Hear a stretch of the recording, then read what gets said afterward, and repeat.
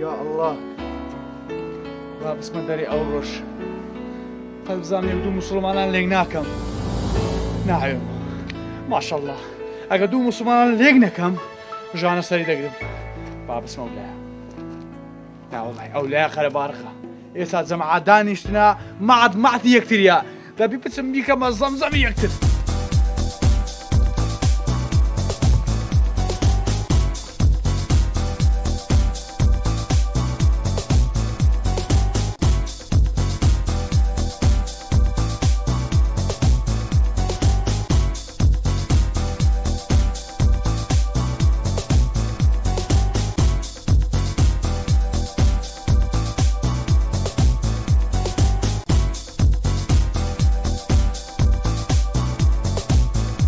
السلام ورحمة الله وبركاته. باشي چاچی سلامت بی. والله تباجني ما معاد. خير دیسان. والله او بارش زور مداي تقيتوي.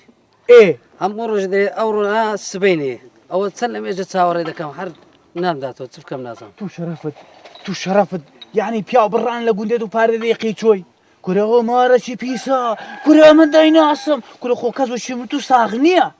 كره اودي وش نعوش لو باريدي عندي لوكيا وش داي باري اللي ذكيوا حين دري اويا لا شوجن ومتى تيجا اذا باش ما بحاجي دوره وش ردت سبيتش كندي توريكم لو داني صاركم لو بكا والله تسارع او خير اجدك دساينس تكي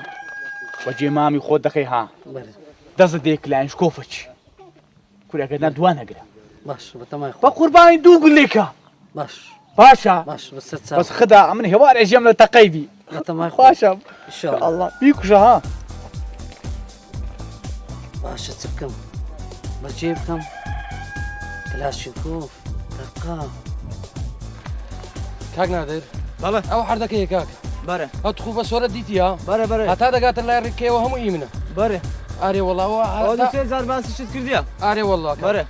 داوا چند لي دكاي والله كاك لا دو دفتري كم تر نايفروش يعني بيك واشتا كاي نابي لا والله والله ياك واشتا بيستش زياده والله كاك زياتريان دايما زور زياتريان دايما نافروش برايستا لا والله نايفروش ورا عرضي زور باشتري لوي كاشي من كاك عردك جي كي باشا تمشاكا ورا عرضها هم راستاي تمشاكا ايش كساري عرض عندنا كبرام بابا وعرضها قيمه دكاتنا وصار كاك قيمه دكات وصار وبارانا كباري الحمد لله زوكا خوشه والله برا ايش كساري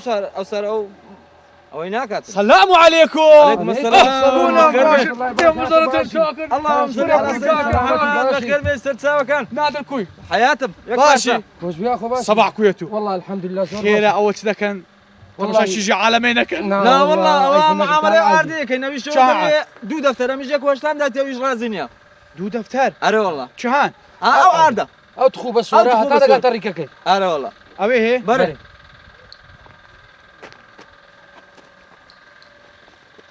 كاغ نادر او عادة في ذاته والله اذا ودو دفتري ذاك مش بس يكو هشتم دايتي كرة غريبي ولا بإخباري بار لدشتي ديتي توا كرة خوي بكوشي دا خوش يسي دكيانا أبي هاتا مارمان بصري تو قلق نوزاوا قوتي تخوا وبكا بعفتاي كوي يعني شي هسه كادر انت من يكو هشتا أمن ويلي ذكمني بعفتاي بالذات يا باشا بحفتاي اجا بحفتات دامي مش بنزاي دمتوت كرة بنزام مدي أمن له أخويا وش بنزاي تبعت دمي تبع أي باشا تبعك باشا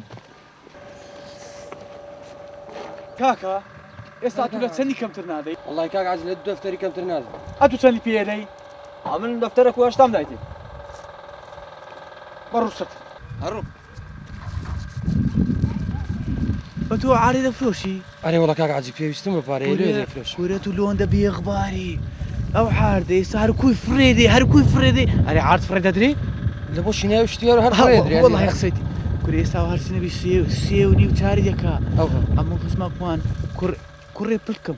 دەکە کوڕێ باپیرمە خزمی مارێ خارم دەکا خوافیکە نمایە تێدەگەی ماوەکان کە لە کنمان بۆ ئێ ڕژی ژنینە ئەجەمەدارشان بوو ئەوە دەزانیتیا ئەو گوتێ من گوتی خێرت دەگاتی پێبری بە سێ و نیو بمداتی ئەتوکو بە دەفتەرە و شێ هەشتای دەدێ و کابرای كاك عايز بيستم بباري وقلت مالا كوري كما ئێستا ئەمە لۆ دەفرۆشم بە سێ و نیو اوها لێدا باشە باشا كاك عايز ئەوجا کاکە لە خۆتان وەچی برایان پێ گوێن باشا وسع على كان هندتها مبينين ونيه يلا انا عندنا بيني وعافي سرسا وعلى خير منكم باشا اخوانا لا من يكوش تمنا دايتو والله بس زيادة دايم بس علي نافش سندان داي والله شاهد ما يسيوني ويان دايم والله يا من لحفتي زاد البين ادم والله يدلي قرن هذا خواعب خواعب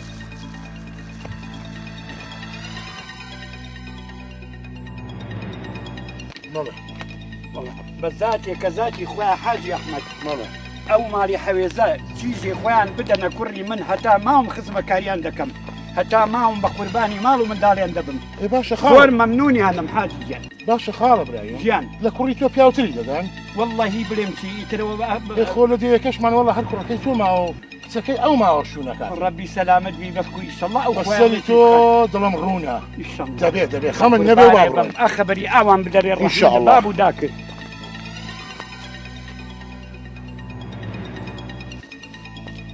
ها وشو السلام عليكم وعليكم السلام السلام. ورحمه الله وبركاته درم خيرة أو دو دورة من دا بيكو دا سرينا صندان لكني تساي فقيدي وشي منش هربدا او ها لون خيرة ما برايم والله ما كاك جاد جان بري لمالي حويزي بوين داوای چیزی مکرد بۆ کوڕەکەم بەشک و ئیشەڵا خوددا ڕێکی بخاماڵێکی خانەدان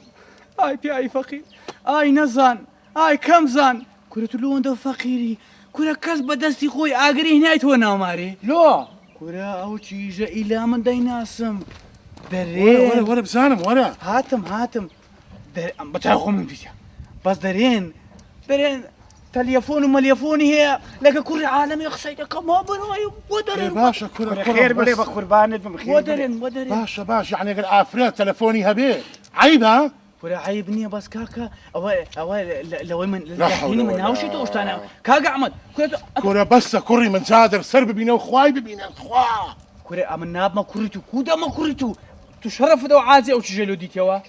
ئەرە والله یارمەتی داوم ماڵی ئاوەدان بێ پێغەمبەر اي فقير كو برادري خودنا ناسي وش والله جاد دڵ سەر کردمەوە بەڕاستی شام كوربي والله كيف خوتا املوتو ئەیمام ئەحمەد من دوو دڵ بم حاجی ئەحمەد هو براستها ئەرێ بە خودای عاجز مەبە كره خال ابراهيم بو باور مكه كاكا کاکە چ بکەم ئەوە دیوێتی بەچای خۆی دیوێتی مام کاک حاجی كره تو الاخوان ناتسي كره عيبه ابويا بياو كره بس ودنا ناوني كيد خلق مني كره كاكا ملوما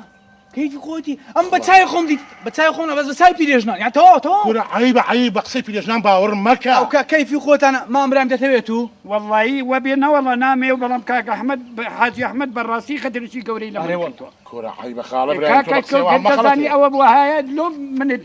توشي أو بلاي كره كدوا كاكي من قبل موبايل وبوعده وسيم كارد بيت من داركاني منيش انا ساوليتي سو ملي شور كردو حالات نتوي داوى الشيء والله سلام هلا فيتنا كاريبه والله يضل مداكر صدر يا سلام ابراهيم حاجي أحمد دو دل ما بخفى بس نلبتو أو كار لقى المد كبايا كيف يخوته فرمو فرقوا بنزين سرب نكدوا ما ابراهيم بليا نتوي بس مقصدك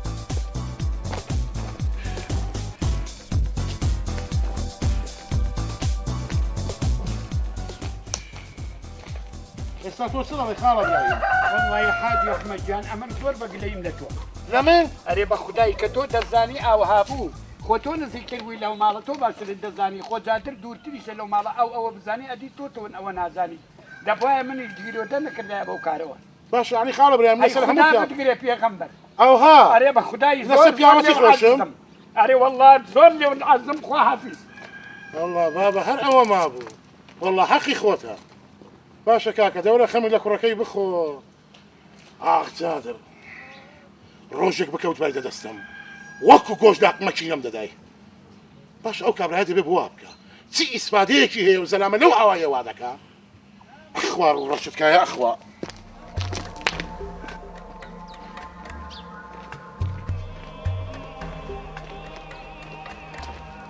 زادر ها عايز بلا عازي هو غربي هو والله اول شو ماري حيازي لماري انا قلت انا شفتنا ورجع قلت بس سردانه شكم لازم درين برتي دي كل مثلا ملي دي شي لازم سيا خير ايش فيتي ايش تشامبيونتي قلت سردانه شتك نانا زادر اقرا من حازي احمد بخوراي لدوي حيازي ناقر بس يارا او زارش فيتك جورده بالسريه كاكا بيم ناقوش أتو أنت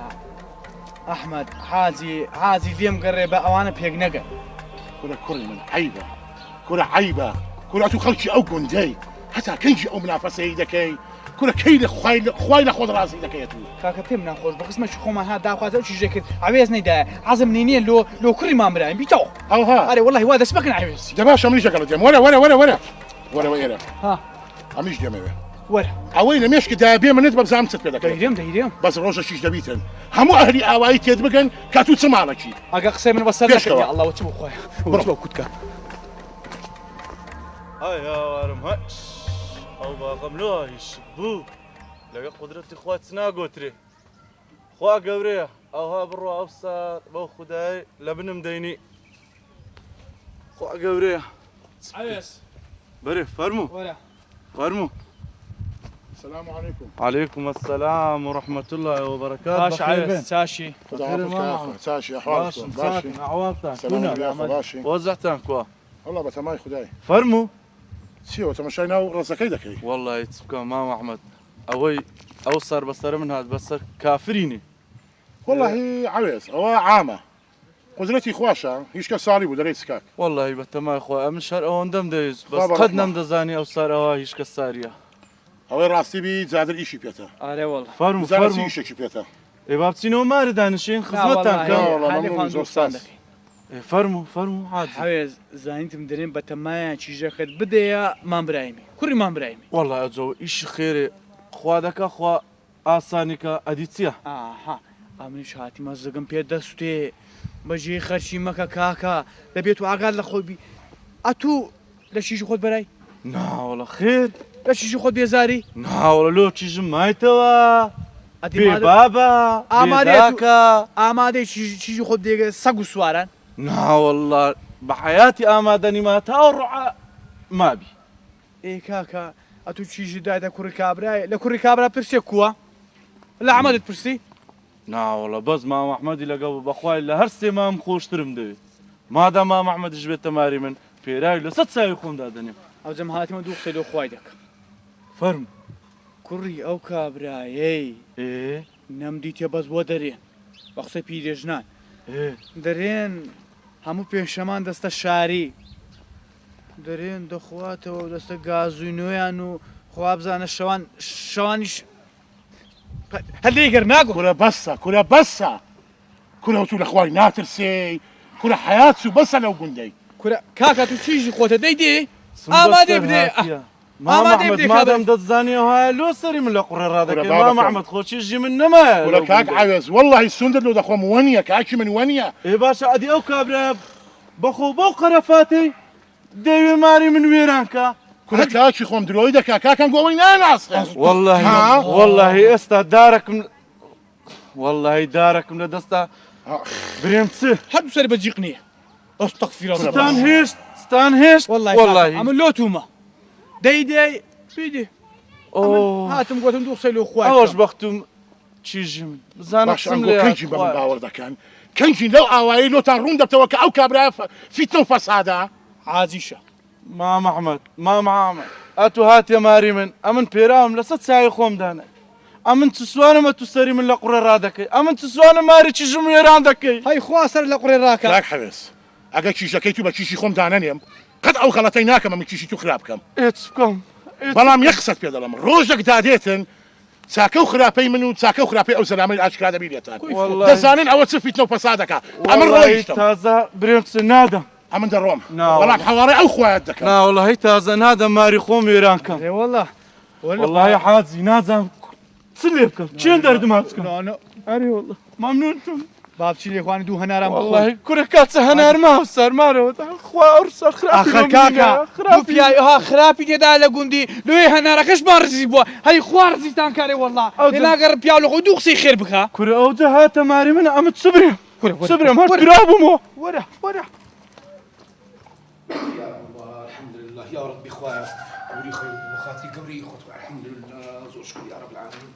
الله بسم الله الرحمن الرحيم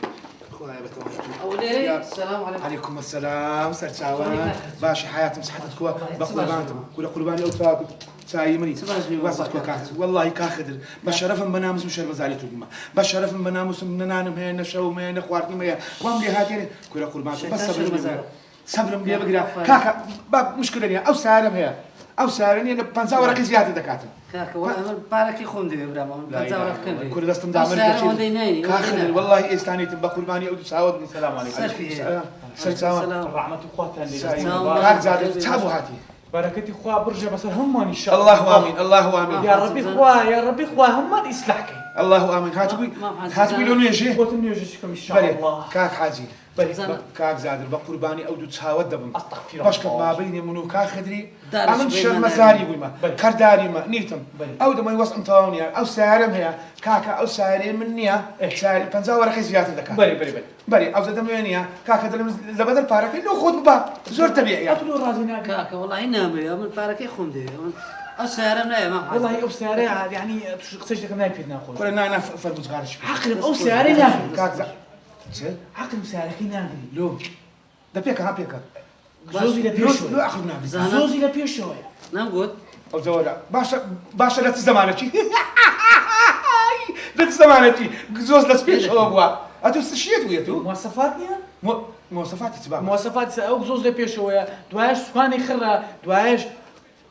او سيتايش دك تاشريش هناك زانا باش كاك زاد زحمه نبي بسيارك برنا اعتيادي بسيارك بري باشا اتو سيارة دزاني باجا شفيري بكي إذا باشا بشرف الشفيري نازاني بكي كودر يقصوز لبيشو باشا كادي كابلته لشيء كابلته والله كابلته وزمنا صندوقي دان غيرنا بم لو جواني دان بس تنشي بنزيني كتنامشي لا ري قرم دا بدا سوتي كاكا او سيارة بدي بيزورق جلسة بدي تو اساتو سيارة كبيرة بيزورق قدام برو برو شاش مزدفتي والله برو كاكا بتشمينا لبو وين هايتيا ام النبي نخو كم السيارة نو بارك بارك يخون دي تمراهم اي كاكو نشيلو في ما هو زاري والله بارك يخون دي اي كل نيتم والله نيتم زاري كل نيتم ساوكا والله ابراهيم بارك كل كاخذ بقربانتم لا اله الا الله مسوك الطاير فرشين دري بس خبكم والله لا اله الا الله اوي عيدان دريان بابا تسنخوش اخين سلكان بابا والله ورا كرم ورا قد زانم زلامشي بدستي او من دار باكشتنا دم هو اخو السلام عليكم سلام ورحمه الله وبركاته باي بام كوش دانش او شي ودتي او بخواي دس ماري دا بيرم كاكا ازادو كا لودتي بخواي درس دخينم لقى معمم درس دخيني على والله كوريا وازا ودرس بيني كوريا لو كوريا بجي منك كوريا خرابه كوريا تي مخينه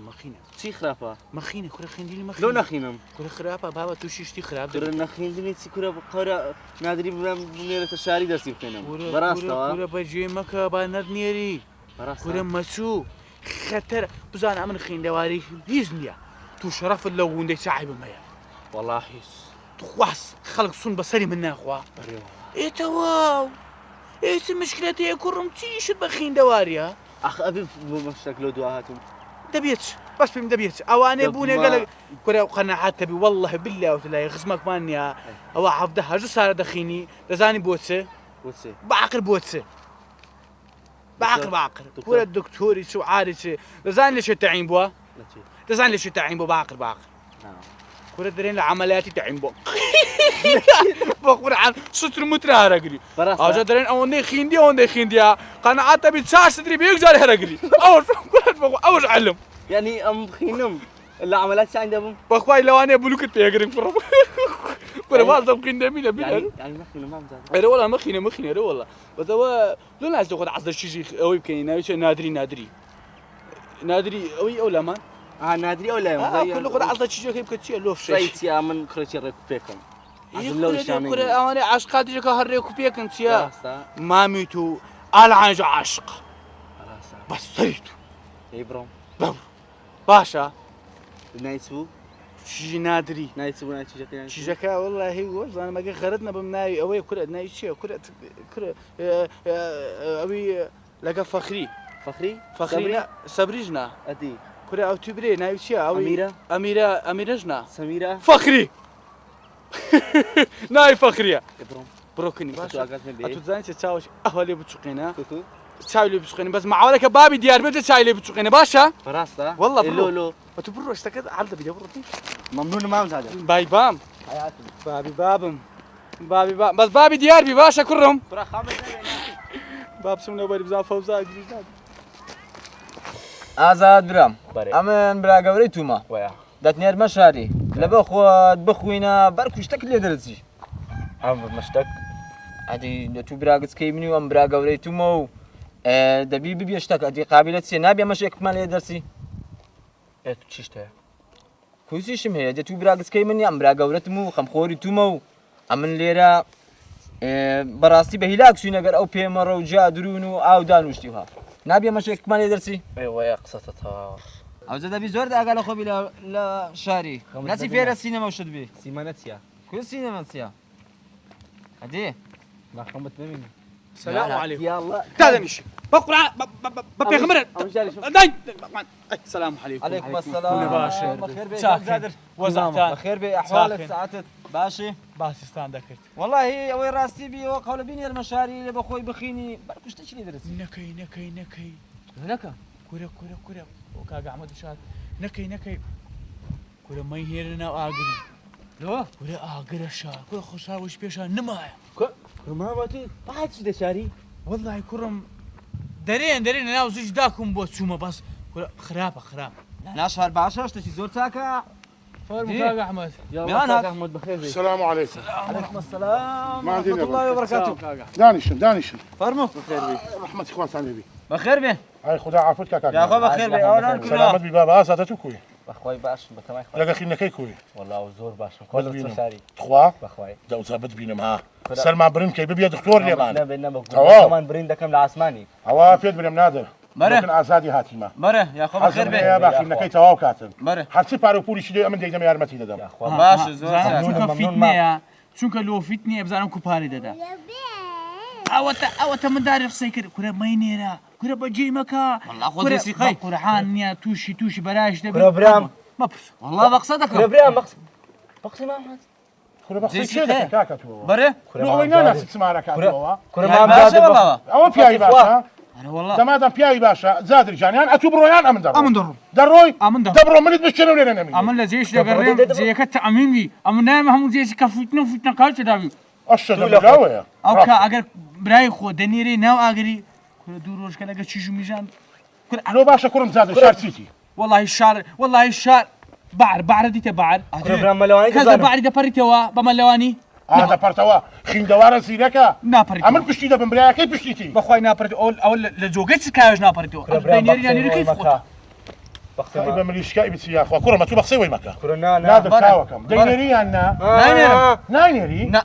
باشا كاكا ناینێرم كاكا تو تشي من مش مسألة في حمودك شاشة بابا پیاوی باشە زارەکی خەریب و ئاردەکی شێست وەرەقەی بدەنە من بە دوو دەفتەری ئەگەیەوە بە ئێستا من یەکتەرم زەرر بوو يعني اوها هل ناينري ناینێرم والله لو تارون دبتو او تسن كافر او سلامه او تسن اخواننا ترسى او لو تارون دبتو تزمارك او ئەوە پیاوی باشە شمنا ده سما كرم مسلي بكم بخينا كرم باخوان مستقبلي توش فوتي وش مستقبلي نادر فێرە سینەمە و شتە بێ من ناینێرم على كل ما نسي برام من دروم كيف خوته خما كيلو بخو وش خوتي لي مكان يا ناینێرە الله بالك نەمە بە ما ودام يا اخوان هرسا اخو على قلبي رمام احمد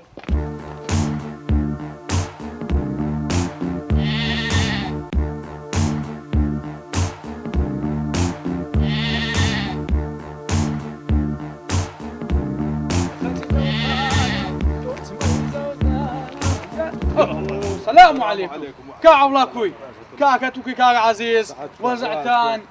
بمزرتم والله ايوه عندك ميشبو اواني جمارة كردني هابو قلتم زام قبزان بيشان ناينم كاكا بيجنان ما شاء الله او قنده حيندري هاربونا اكا امنياتي دا نبي خو هذا زاني خين سلكان دبا والله في اوش خير كرد يعني خدا عفوتان كي كره حر باشا لسه الدنيا ها دور روش كي دمرين حيات لي الرشمال دبري اسمع بيدري والله ترى متي اوش خراب هل او باشا ها كاعبلا والله راس عليه كاعبلا اتو شي ودتي والله لقى كاك سال يسرش ماري كاك لي دبي تو شرف صعبة ناقي والله وانا بكاك سال ما قلت يعني دا تاكل مالك كاكلي عليه والله هاي بيخبار هاي غريب دور شبوه امن ولا كمالك كاكلي ديمو ايه بەس ئۆ خوددا بینی خۆمان بی بنی قەبری بی ها لە مارێک هاکلی بووم زەمزەمی تو نەبابە شەڕەکەرە بابە ئەرێ خواتەزان والله دەیگۆت نییە دەیگو ئەو حەوڵای بەس بیا کورە گۆتم لۆ دەیگۆت سەر ئەوەیە سەر هەلێ گەرە بۆ ناگۆتری بالله لەسەری ناچی کورە ئەگەر لەسەری بچی هاشەک دیارە پیاونی شەرت بینابی لەسەری بازە تو بەخسەی شێ دەچێ مارە کاکری بەس بە من نارێ وەڵام بە قسە کاک سال برادر سالع بي هاي سالع والله عشان دبي لا اخوها ناقري سالعه هذه ولا شنو شريف كره سالعي تشي اقدر شبر كيف والله كاك ناچی امر راستي كم في قوتي شەرت بی لەسەری نەچی اي والله ئەتوش بە حياتت مەرحەبای من نەکەی ئەمنەوە ڕۆیشتم جارشکە سەلام حبلا بس تقول النري جادر ويقول نانەوە نارێ تەواو جارشکە سەلام لێ نەکەی توش دابرندي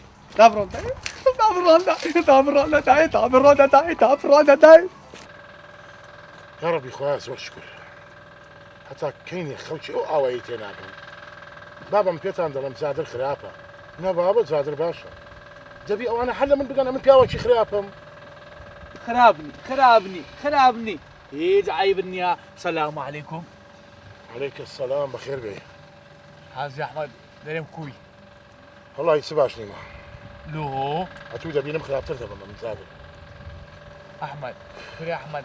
اتو ما شاء الله واجتهاد من ذاك يسردوا دون كليدو إلو إيه حق مكاكا إيش كيف يعاون لك يرويداها لفيت نفس هذه زيادة كوري أحمد كوري أم اللتا مقصد أوخر شيء أو قندي كيجني لقريان خرابي أو زي قناعات في لكن إيه زباش لا أكو قناعات من داخل أدكو بو حالي قناعات أري والله اللي جاء صد بسالي من دخو زادر للراهي أو خواي هسه هي قنبردا ولا كورم قري هي قد بردم بس بشرت يا أحمد يا الله خير شرطة سيا جنا شي بقشم لو بيني ولا قندي سلسة جن لو كي لو خو لو تو أري والله والله بابا تواوت كده والله جنا ديني والله بابا بخوت تواوت كده زانوري خوتو خيزانتو أولادك لتوبي دبي تسبيت أي هاوار شو شي لدرات خو قابل خوتيا شي لدرات والله ما دزام شي لدرتي فتنة وفسادك وقت أنا درناتي كورا أحمد وقت كورا قارتا كورا درم أو كلهم دبينيو يعني ناتو نخير طاقتي أوسر يا شيم يتزادر بك لراي خواي لبندي واري مالكي خوش ما يقنبر نادي أمن درهم كاكا بروني أنا تو دروي درهم بس أحمد تواصل الصعبة أنا بينا فلا الصعبة ما كان أحد متزاين بس سريع أو زادر صعبتناكم حك والله العظيم صعبتناكم بزديمة يعني صاروا بلاش توا حزكم الشيطاني بزندي تساوم ببين بس أتو نبينا لازم أو خلك تكون تكبر دايا أو خلك كوبة باوردك أي هاوار والله أم درهم هندك مشي بزان أدول فريقك وستكن دبروا بابك أمرو يا قنبر دا يا ربي خويا روزقارك بيت الروي أو كابراي الرجبكي قسكاني من سر بكيتم يا الله جادر بزام أوروش لا من سريع خوا دزاني دبينيا أو جندا نيوجي نروان بكمان نيوجي شوي إذا قرب خوشي لخوتان بينن يعني أما عمرهم هشتا سارها يعني هتا استاك أو جندا بيسرعاتي خوي مايا دابا شرفهم دبينيا خوشي لخوتان نبين كل أبجدنا يا الله شي مايا والله درم بقش كر نا والله كر هذا بقش دابتي والله لا زالم أري والله قصيتي ما اسماعيل اللي قلت لك ما شيرتي داني قد زابتي لك كيف ناقش مو درم بكشو كرو شيري هنات أري والله وقت خوي دانقود أحمد أخو هذا شيء فرانكس كردبو بزانم أوانيش تكبر نادمو خواب كي يك هبي بس أحمد يبدأ هم دركم هذا كي يا الله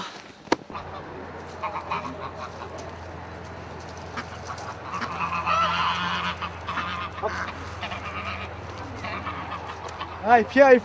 فقي قاسش بقى جداد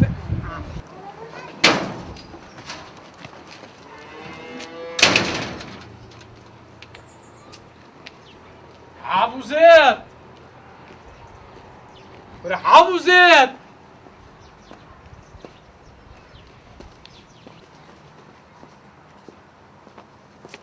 هاي بابا تشير اون دوك يا قواني قولك والله مزين تشير ابو زيد ابو زيد ابو زيد ابو زيد علي رما ولا ايران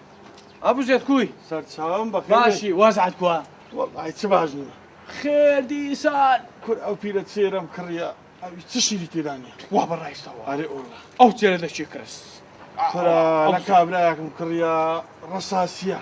ئەتو نەدیتیا تيرا كرساس يا نهاتە مەشاکە ما شاء ئەو الله گۆڵکەی لەبەر بحياتي تيري ماروني من ديتيا او كل أويش، مصدم رصاصي ئەمیش کڕیتم شیری تێدا چ شیری تێدانی ليش تكرر ئەسمایلی اسماعيل تو شرفت او تيري اسماعيل كري ئۆڵا كوري او مجريمه وا کورەکو خلق قور برا بس او اللاعق برا کورە بابا وصيته او تيري رصاصيا إيه. اول لك عبراي شكريه إيه. بفير بتنيداتو دایم ئەمە پێک هاتین بەس ئەو بە شەرتی دایت ئەمە شری تێدابی بدا هزار نكريبي ئەتو کوزانی كوري او بسي هزاري كريه چ بسي هزاري كريه خو او قواني بيونيا ئەدی كوري قوانك صناعي ئەتو تاکیدی كوري تاكيد دبدبه شيري انت كده اي بالكامل بالزلام ئەگە ئەو قسەوەبی ئەمن خلاصی دەکەم بحيات الدنيا لما ديتيها ايه كويتو كوتير ذكر علقا دهاتي فرسكت بمامي خودك امني جلوم ريك ديخستي پیاوی چاچی ئەو هات لەو من لە چی هات بۆ دەمێ هەرچەم زوو لۆی بەمەوە لوي بوا هەدەچم لۆی دەبەمەوە هەکو ئەتو بڕۆی لۆی دەبەمەوە ئەگەر وەریشی نەگرتەوە 20 قولی دەدەم حبتاو بينزي 20 قولی دەدەم دست خوش فێری لەمە کرد دست خوش ئەتو بڕۆ خدا حافظ سەرچاوم دەبێ سەرچاو ئەولایە والله. لەولایە ما شاء الله لە چی هاتیە تو ابو زيد امنوشي خير شي دكام إيه. ما شاء الله الراس بيش سامر رون دبيتو ماشاءالله پیاوی نورانی دیارە الله اكبر خدا حافظ سەربۆر بچاو سەرچاوم بە ئەمیش بچم 100 قولی دەمە گەوەری نەگرتەوە والله نازانم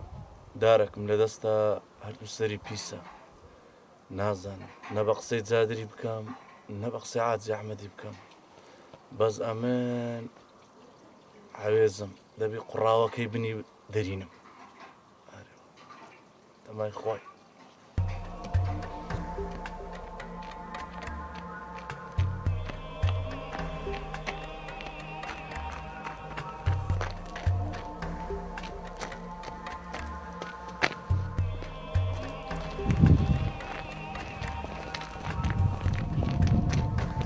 السلام ورحمة الله وبركاته. شلونك ماشي وسع الأحوال ما دار والله بتما وزع تانكوا سلامة دباج بالشام نقرز ومزان كنا والله أو صار خراب بس بتما إخوة بتما إخوة خوا قوري خوا قولي والله فاش تساقبوا بلي تشتو خير والله بزانم كوري ما برايمي كوا لو والله هر أو نم حصلية كوري ما برايمي تندي بلين مالي باشن كوري باشن بابي لخوي باشترا كورش لبابي باشترا إنساني زور محترما زور باشن وبارد بومري لشيري داچي خوي خاين ترى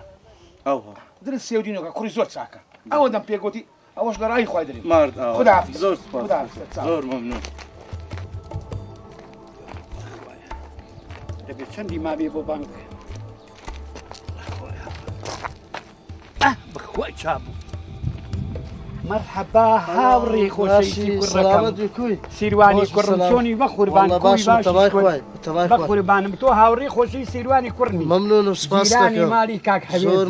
یەک پرسیارم هەیە لێ فەرموو بە قوربان لێ دەکەم بەڵێ فەرموو چیژی هەوێز چۆنە و چۆن نییە هەر چۆنەکە پێم بڵێ باشە خراپە پێم بڵێ خێرت دەکات وەڵڵایی چیژی مام ئەوێجی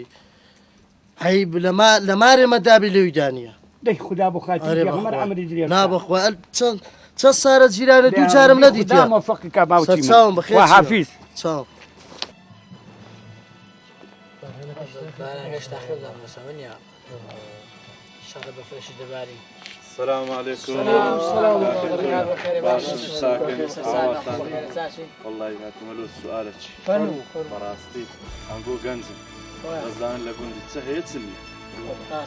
عزكم بزان كوري من بريمي كو والله تعبير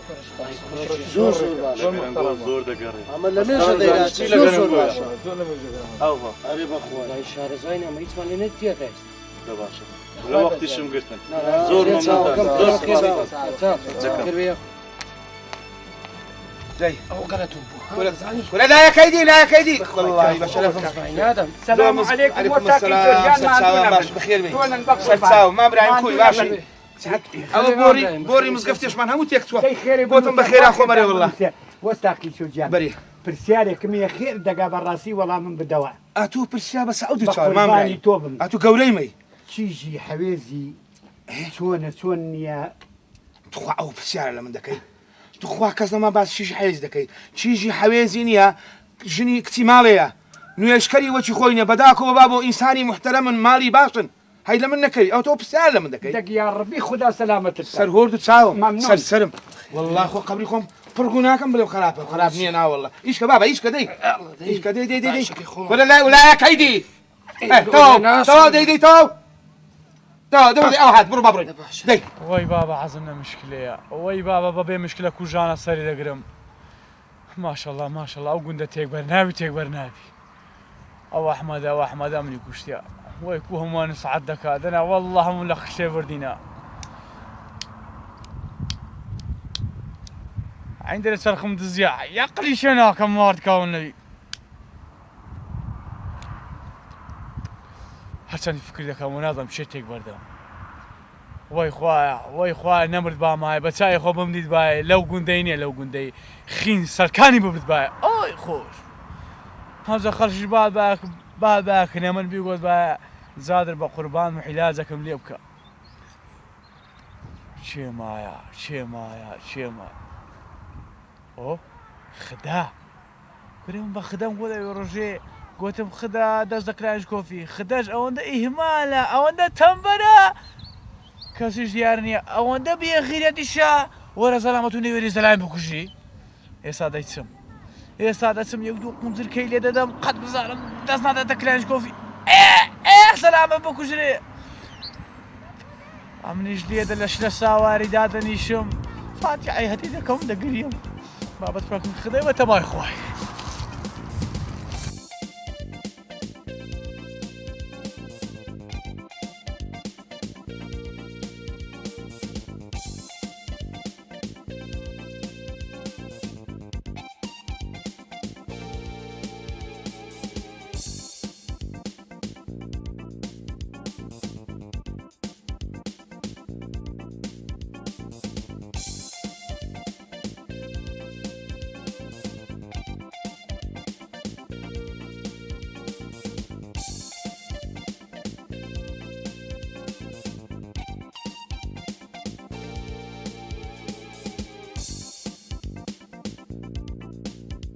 ايه فعلا اللي بزروا لا والله هو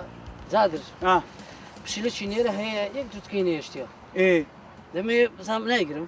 يكبر ما تكاول النبي بشيلة قلتن اهوايا اتقولوا دانو سين اخو اتوزلا مرة غيرت بشيلة النبي ايه بس زاينس يا بله اري من ايور رجع عندك قسم لقيتو كرد نازا جملة هيز نب نبيرنا معايا ايه قردكي كل عادي اها والله هو زاد بتمام الصبر شو بقولن زاري كورا صبري والله فخريش بقريه او كابرا بارد حنالاتي تو هذا الصبر فخري بينا كورا بيم نقولي داز كلانش كوفي كورا داز دي ايه اللي ده والله اجا امن با سكت بيبريم امن لبا خاطري تو شو ماريا بيم قوتم قيتشو باريو بس زماني بدو اخوا خير قوتي او هي صغيرتي نيه نايدمو كل قوم دز داتا كلانشكوفي قلت لك دز داتا كلانشكوفي او كاتي من علاج من دي بيدمو اتوش دز داتا كلانشكوفي اقسم لي وقلت يا الله ودكم وابكى ها دايما جيتو دكم قلت بي غيرتها والله قلت هي صغيرتي والله هي دبي او زاد بيك والله قلت ابي غيرت لكن او خديني والله زادر هل ايش او دبيني باخذ اري والله باخذ دبيني برو ام شنو لك هذول خشم برو غار عندك خاوي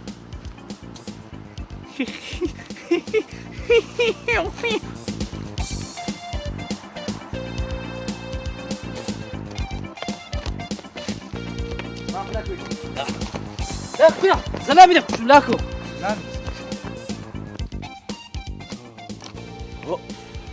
واقيش ما قناعاتيش ككورني بقاتا كوري ما برايمي كزنا ما دودي بينريم هم يدرن كروشي تساكا بس بمناري زادر أم فتيني للصدقي ماری منت کاور کرد ماری ئەوجێژەش وێران کرد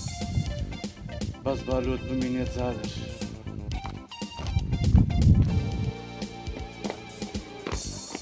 دەرد لە جانم قیچۆ دەرد لە جانم قسەی مام زادری بخۆ والله دەبێ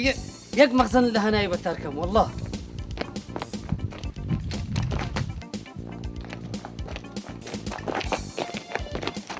وەرە لایە کوڕم با تێ بگەم ئەوە چێوە بە کلاشکۆپەوە ها چێوە بە قسم کلاشکۆپەوە قیچۆت ئیلا دەبێ قیچۆی بکوژم قیسۆ لێ دەکوژی کوڕی والله ئەوە زادر ڕێز بگوندی ڕێرە بۆ داشکۆ ئەو ڕۆژ سپیە ها ئەرێ والله بەس مابوو ئەتوار خەرەکێنیتن ئەرێ والله مامان باشە کوڕی من کەس بووە لەسەر پارەی پارە 50 وەرەقەیە با 100 وەرەقەمی زۆر احتیاجیە دەیکوژم ئەخەوە مەیکوژە بە قسەی من بکە ئەوەی بدە دەستە خۆ ئەتووە بدە مامی خۆت ئەوە بدە مامی خۆت نابی نان ئەتوو بەردەبە با تێت بگەینم کوڕم ئەوە بانەکەم دەفەرم مامان ئەمە نامی تونیم بەرێ وەرە بڕۆ با بچین قیسۆش لۆ دەبینمەوە بەسەری مامی خۆت پارەکەش دۆر دەکرد باشە پێشم کەوە کوڕم باس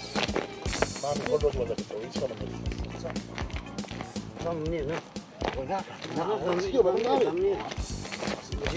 يا الله مامينا كاك عادي كوي كاخذ كوي ساي من كاك أحوال شرمزاري انتم بقرعان نعم شيطان شرمزارة او شي حاجه شيء اتوك لا شكوف يا نقول يا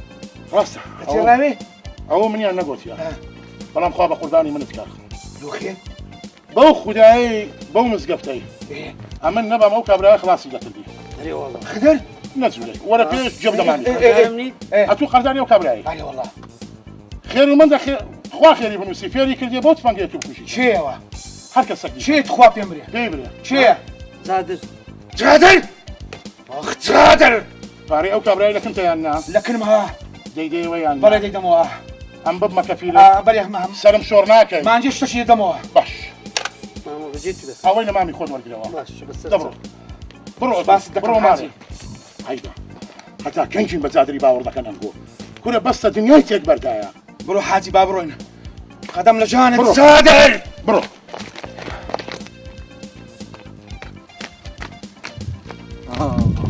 كلهم دركا أو كابرات يا وشخرافة دري ما محمد يشمل خوم عيد سكرت أو كابرات دبي لغير صحابي توا والله كل هر دبي بتسمكني كله وعمودة زيادة لإخوانا والله زيادة نكاربا ما هي لقوندي نبيري أو ما هي لقوندي بيم ناري وعمودة تالي وهان لو تستقاندي ها دريك اللي عمودي مدرقة بعك إخوان ولا بابا ولا هالكهرباء كم هو بتما كهرباء كش بريني وركا كهرباء ما هي تا كهرباء برينم دريك كهرباء ساعات سنديتو سن ساعات سيشوي لو ساعات شاري سبياني بتما أملو هيك تسمع شتوني آخر ليه كتو أصلا مسرنا بينا خدا كامل قوندي جملة تقشي نبو جملة قارة شي نبو تقا كاشر كاكوست نبو بيكوش ربا بيت تقاورم قلتوه كلها ببيت تقا أري والله أفارق كده وجي حاج أحمد وكل حاج أحمد قلتي لبوي ورقت مو حاج أحمد ورقته أنا أري والله عاج أحمد فاخر ابن سي عاج أحمد فاخر ابن سي أري والله دور لاي لبلا سر نر تايتو بي إخبار أري والله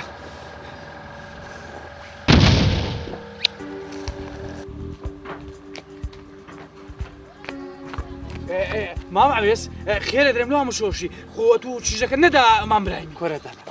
بيشم بردا هاي تونيو لازم خرج مني ري تونين هنا والله مشكله كي اما ناس انا ما مراي كوي باشي اري ما مراي خوتو دا خوازي تشجكي كره تو بدي عايز هرنك خونيا اتو شرمت بخوني برو واتش خرج مني ري تونين هنا والله نازانم آخيري خير بابا صرت خيچو زانم خيچو ماندي نبي خيچو خبركم زانيا نازم ويانا بس أملا بيرجنانم جيلي بو أول قصي بيرجنانا درين خدا دستي دايت دباب دستي دايت كلانش كوفي قوتي تسم خيچو لكوش قيتو هاي لملد نكوي بعد باكنا من يارمتين داي اقول قيتو كوش داشي نخدو تو شرف او غيرتها دبابا بو يعني تياربو كل حي بحي بلوت يعني غيرتنا دست كيوا لخدي بس بيش سامز بس هسه دي هسه روش بيش سامز بدي او توامني برو دي برو باخذ توامني برو دي تيكشو برو اوتشو برو تقدر يلا دي راونا سنه بيشم اما السلام عليكم كاك احمد كاك احمد حاج احمد صغاري فيك حاج احمد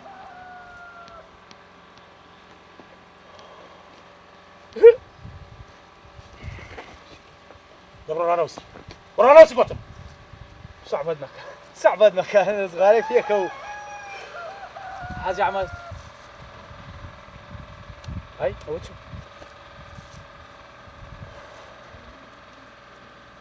حاج احمد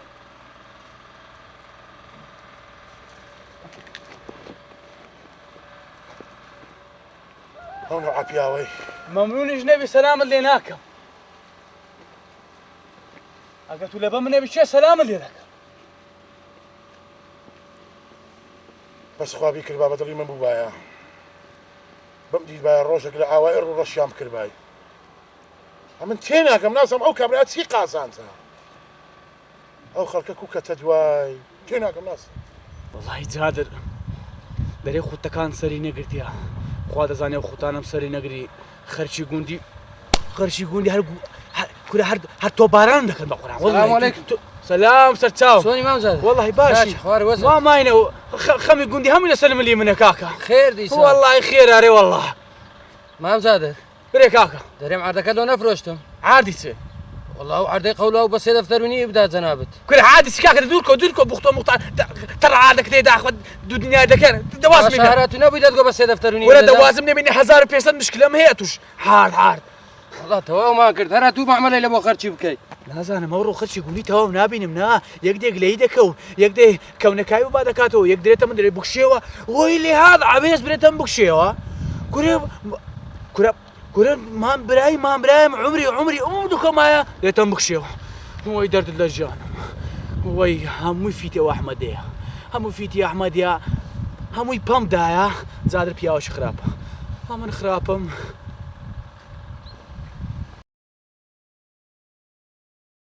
ما والي بقيناك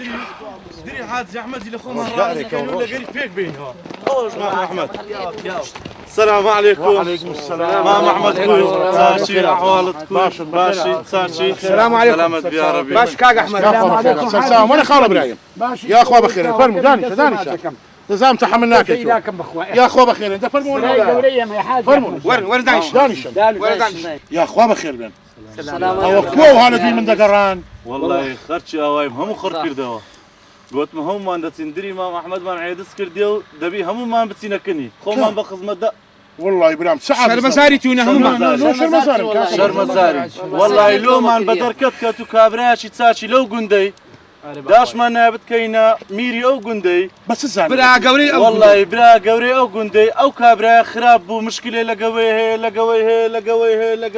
او تصادره اختان الشيبه من ذاكر دي او ها هري بقى هر حموان الحمد لله اخويا يبردون اللي ذاكين خو ما بشر مزار ده هذه بمشي نقول تمام او كتير ناس داري بكوجون الحمد لله اخويا ورنا شكي ومن لي دقران حاج احمد جان بزوريان من مزارم بزوري باش هم نيسم لدلدانا معايا والله اتو امر لك داوا من هي دواء كانت عندك 15 سنه هرتسي اتو دري امر وسطينا بشرتك شي اتو بدور عمل بردكين بس امان بشرتك شي لنقو عاش دموا لا بلا ويا من خون بشر مسار دادنا حتى اللي هولم دادنا ابوها هم لا يكتان حتى او كابراويسي او يبكو شي بس بنزاور رقي الحمد لله انا كشم داوا الحمد لله اوامر لك افيليش درسوم خلاص كدور نقرت وهموي با بشرتك شي لقطان عاش دموا بري او تزاد رملو شار بدل كان لنا وقندي وي بس او تسيلي هرتسي اتو بري اما ورا زبا بيش البلد بري او كابراي لاي من يقول شي جاكي كاك عويزي موبايلي هي ونازانم باخلاقي بكلقنا هي عويز روشقاري ولا فكرت بزورم بيقوتي او زباشا اگر هر چیز موبایلی هبی داشی شي هيتي يعني نبي افرد موبایلی هبي بالو نبي كاك زور احتياطيه همو ما موبایل ما نيلا قندي او نيدي وانا اگر نيدي تبي امش كاك احمد لكن ما محمد يتسبري راوستاين قال ابراهيم باسكا بفكرت دي زنيوت بيد دام بري والله شرمزاري عمل قازان زيتون بو دم قلت سلواني كرد بابا صاحب مال دم قلت كتكي مام عويز بخوازا كده جاي بقصتها نكردم بلان باب تمرينم بزعم سلو كابرا فرمو بابروي فرمو كاكا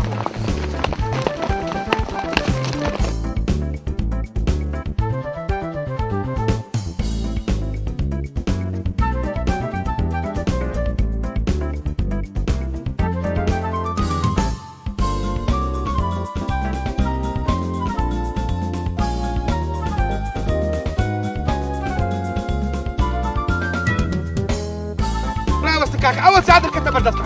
ليدا او سبر باراني كنت را خيتي اوستكيوا ام غرت احمد كل بربرامنا كيف قربان برا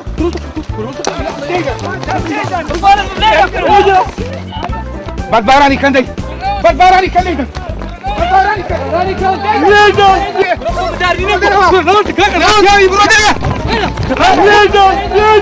ليدا